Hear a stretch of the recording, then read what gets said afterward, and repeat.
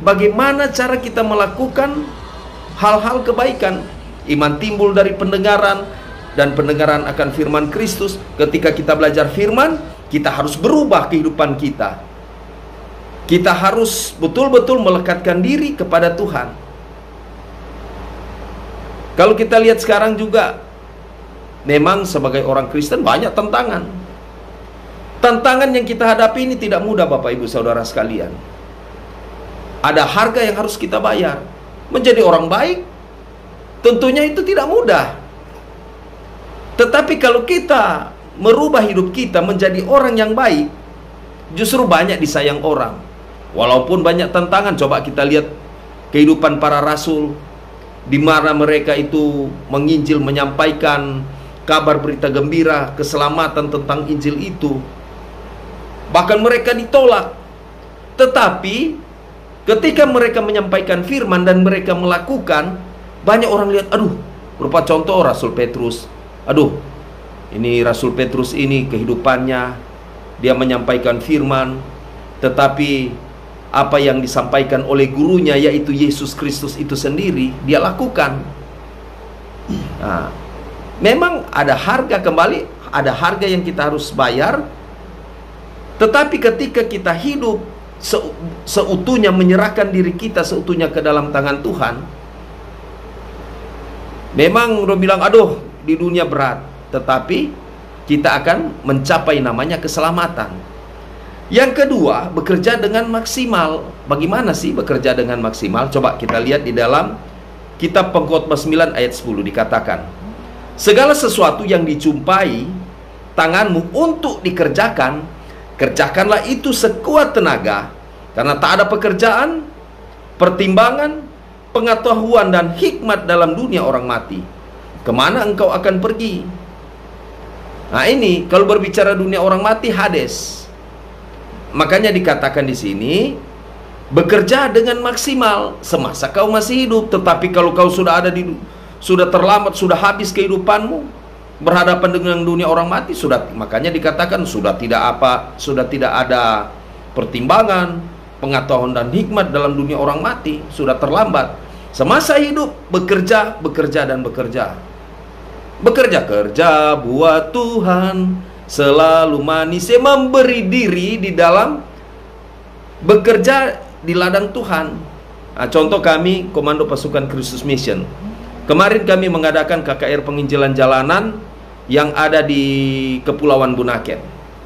Bahkan ada juga teman-teman yang ada di seberang sana, agama yang lain, mereka suka untuk meminta untuk doakan. Karena ada seorang ibu di situ, dia mengalami sakit, kita doakan. Dan kita ini sebagai orang Kristen hidup di tengah-tengah agama yang berbeda juga. Kita harus menghormati mereka. Justru orang Kristen itu mesti jadi teladan dan contoh. Coba kalau kita lihat di Facebook, di media sosial, sampai di YouTube, bahkan justru agama diperdebatkan. Sangat disayangkan.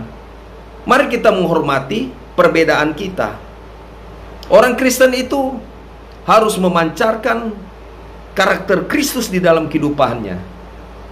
Justru kita harus jadi teladan, contoh. Walaupun mungkin ada beda agama, kita harus menghormati mereka.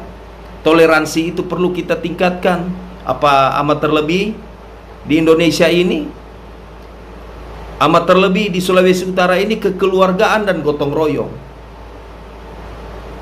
Contoh saya, selain saya seorang pendeta, saya hidup juga di tengah-tengah keluarga muslim. Tetapi ketika kita bergaul, memberikan teladan yang baik, orang sayang. Bahkan juga ada, walaupun beda agama, seringkali, aduh, Pak Pendeta, kenapa Pak Pendeta ada ikan ini? Beda agama, disayang. Justru orang Kristen itu harus jadi pendamai. Karena keselamatan itu kan dikatakan, keselamatan itu harus dikerjakan dengan takut dan gentar. Alkitab mengatakan, kasihilah sesamamu manusia seperti dirimu sendiri. Bukan melihat, oh kita harus mengasihi mesti sesama agama kita Kristen. Agama lain misalnya ada di luar agama sekitar kita, oh tidak perlu. Justru kita harus jadi pendamai, jadi contoh, sehingga karakter Kristus tampak di situ. Jadi orang bilang begini, ini dia orang Kristen yang memang betul-betul menjiwai karakter Kristus di dalamnya. Itu Tuhan Yesus waktu belum terbentuknya Kristen, zaman Tuhan Yesus dulu ada agama-agama, ada agama Yahudi, bahkan ada penyembah-penyembah berhala. Tetapi mereka melihat bagaimana Yesus itu tampil di tengah-tengah mereka dan memberikan contoh, menunjukkan inilah kasih-kasihlah Tuhan Allahmu dengan segenap hatimu dan dengan segenap jiwamu dan dengan segenap akal budimu. Ketika Yesus lahir 4 sebelum Masehi, Yesus wafat di 33 Masehi. Itu lahirnya gereja, kata Pentakosta. Lahirnya gereja.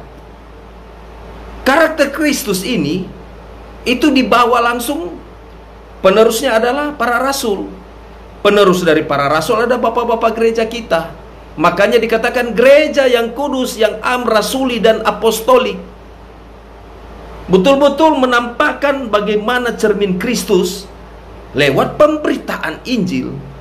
Makanya Injil ini diberitakan, tetapi kita yang memberitakan Injil harus betul-betul ada di dalam karakter Kristus itu sendiri. Jangan sampai, oh kita orang Kristen tetapi sifat kita tidak baik, ortopraksia, cara hidup kita tidak baik, akhirnya kita ditolak. Makanya dikatakan jangan sampai kita menyampaikan firman Tuhan kita sendiri ditolak, karena tidak benar. Kok hamba Tuhan seperti itu?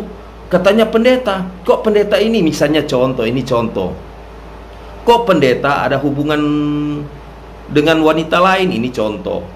Kok pendeta ada kata maki-makian? Kok pendeta bukan jadi pendamai? Harusnya hamba Tuhan itu punya karakter yang baik. Begitu juga orang Kristen. Orang Kristen ini dikenal, coba lihat, ketika dia disiksa, dia hobinya menyanyi.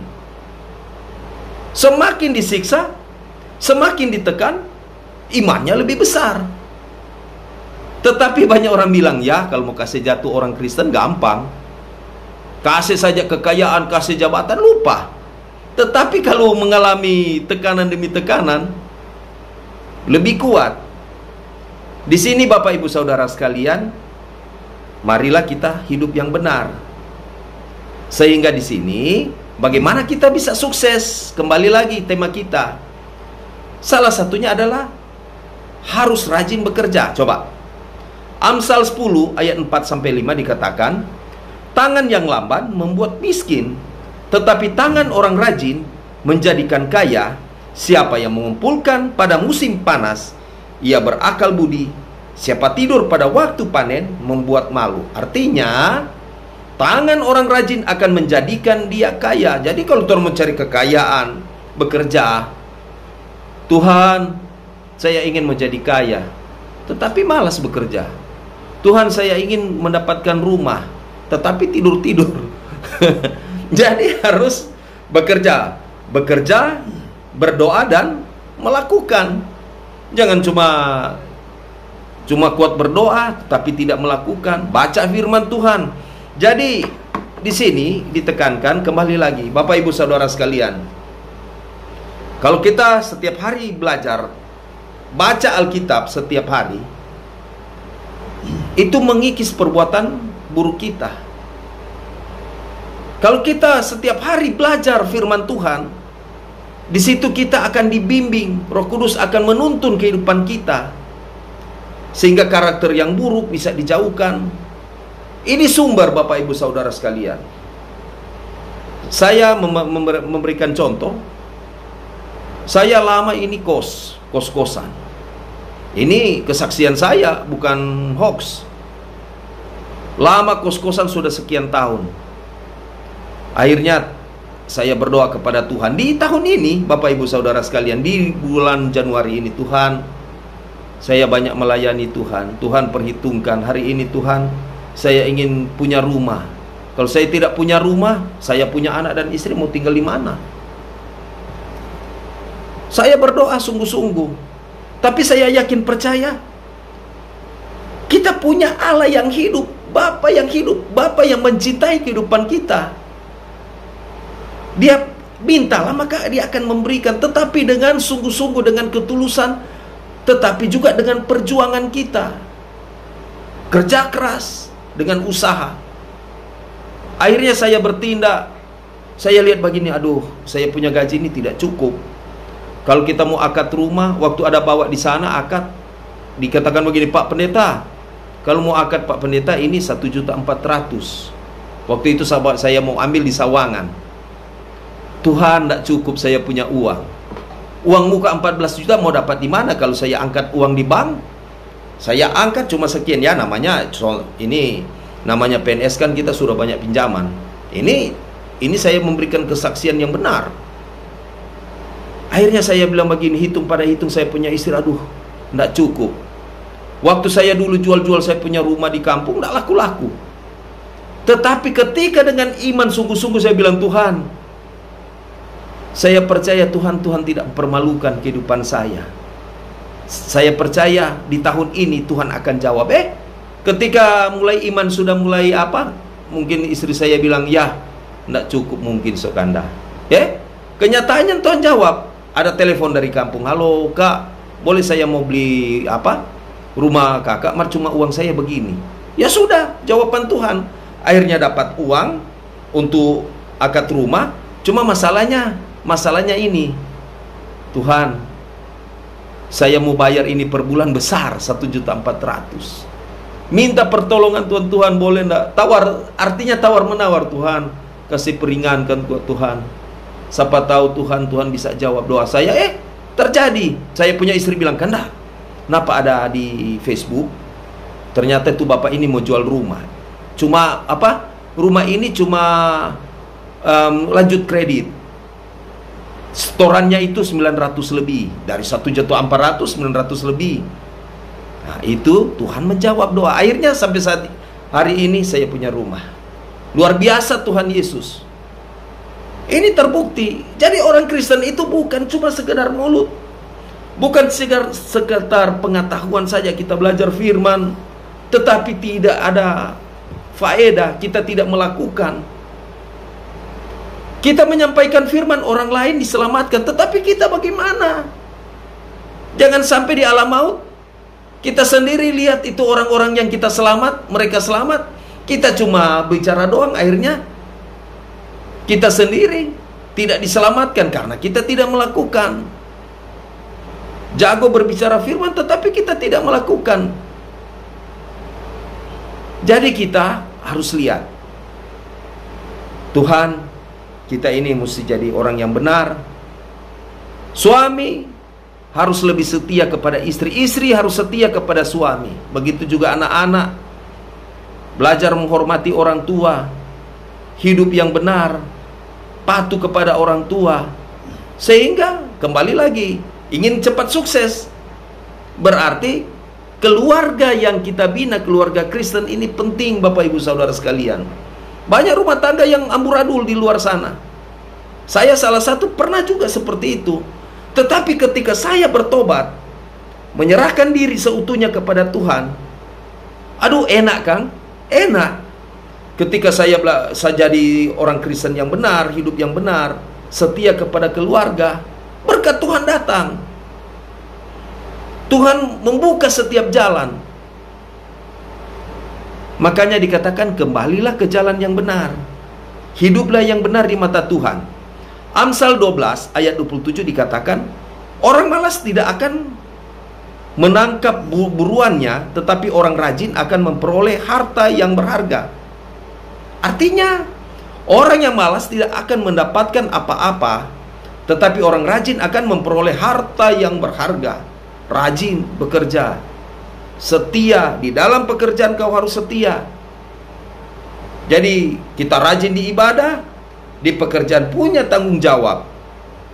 Karena kalau kita tidak punya tanggung jawab, bertolak belakang dengan iman kita. Tunjukkanlah bahwa kita orang Kristen yang betul-betul bekerja. Sedangkan yang ketiga, bergaulah dengan orang yang sukses. Ini penting sekali. Mau suka sukses, berarti bergaul dengan orang sukses. Dasar Alkitab, dalilnya 1 Korintus 15 ayat 33 dikatakan, janganlah kamu sesat, pergaulan yang buruk merusak kebiasaan yang baik. Kalau kau bergaul dengan orang sukses, kau akan jadi sukses. Kalau kau bergaul dengan orang pintar, kau akan pintar. Kalau kau bergaul dengan orang yang tidak benar, jadilah tidak benar. Jadi pergaulan ini penting sekali agar supaya terbentuk karakter yang baik. Kalau kita bergaul yang buruk, jadilah karakter yang buruk. Biasakan diri kita selalu berdoa kepada Tuhan. Biasakan hidup kita bergaul dengan Tuhan lewat baca firman. Kalau kita belajar firman setiap hari, banyak hal yang kita akan dapatkan. Kemudian di Mazmur 37 ayat 4 dikatakan, dan bergembiralah karena Tuhan, maka Ia akan memberikan kepadamu apa yang diinginkan hatimu. Bergembiralah kepada Tuhan. Orang yang mengandalkan Tuhan, pasti kau akan mendapatkan kebahagiaan. Ketika kau andalkan Tuhan, bergembiralah kepada Tuhan, maka Ia akan memberikan kepadamu apa yang diinginkan hatimu. Contoh tadi, saya memberikan contoh, sehingga saya ketika saya tidur di rumah ini, saya tidak bayangkan saya boleh punya rumah. Dulunya saya pikir, aduh Tuhan, kalau saya di kos ini semakin banyak barang-barang saya, sewaktu-waktu orang usir, bahaya. Tetapi ketika mengandalkan Tuhan, ayat ini penting, dikatakan apa? Dan bergembiralah kepada Tuhan, maka Ia akan memberikan kepadamu apa yang diinginkan hatimu. Enak, tenang. Ketika tidur, nyenyak, tidak takut bahaya. Ketika Allah memanggil kehidupanmu, hari ini pun kalau Tuhan panggil, kau sudah siap. Tetapi kalau orang yang tidak hidup di dalam Tuhan, hidupnya gelisah, hidupnya itu selalu berpikir hal-hal yang duniawi, tidak tenang. Dikatakan apa? Usaha menjaring angin, punya kekayaan, tetapi justru tidak ada ketenangan. Punya jabatan, aduh, nah apalagi orang suruh bilang kemari, aduh Pak, sedikit le Pak, napa dong suka saya di media sosial, sedikit le mau dapat ika karena korupsi. Punya jabatan justru dicela. Tetapi kalau orang Kristen andalkan Tuhan, walaupun kau punya jabatan, kau tidak akan takut. Pasti kau bekerja dengan jujur, pasti kau bekerja dengan setia, pasti kau menghargai anak buahmu, pasti kau menghargai pemimpinmu, dan kamu akan menjadi teladan dan contoh. Karakter Kristus yang ada di dalam kehidupan kita sebagai orang Kristen, ketika kau hidup mengandalkan Tuhan, kau selalu akan dituntun. Walaupun mungkin banyak tantangan, rintangan, walaupun orang menghalang-halangi jalanmu, tetapi Tuhan selalu membuka jalan.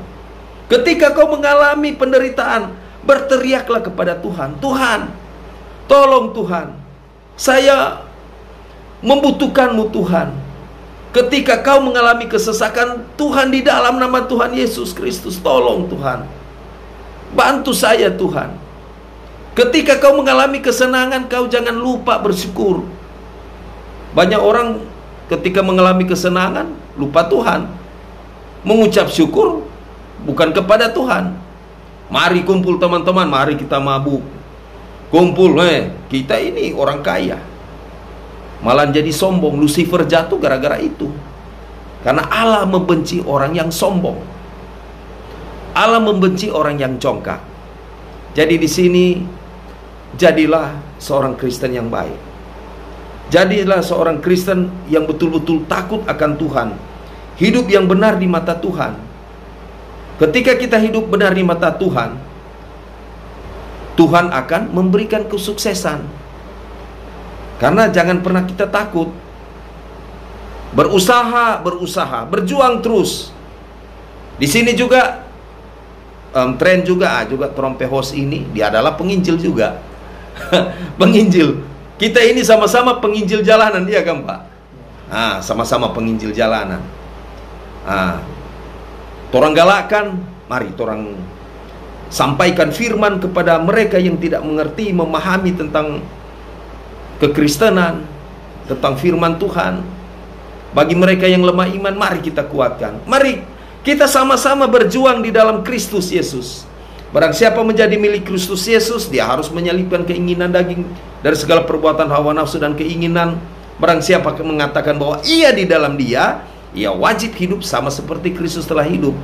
Itu ada di Galatia 5 ayat 24, 1 Yohanes 2 ayat 6. Jangan kiranya padamkan rohmu, biarlah rohmu menyala-nyala dan layanilah Tuhan semasa kau hidup. Melayani Tuhan. Melayani Tuhan dengan sepenuh hati. Mudah-mudahan renungan pendek ini bermanfaat buat kita semua. Saya tutup di dalam Yohanes 3 ayat 30. Biarlah dia semakin besar, kita semakin kecil. Biarlah Tuhan Yesus semakin bertambah-tambah, kita semakin berkurang-kurang. Nama Yesus yang dipuji, dimuliakan, disembah. Shalom Aleichem Bishem Hamasia. Christos Anesti Alitos Anesti. Amin. Puji Tuhan, kita sudah mendengarkan pengajaran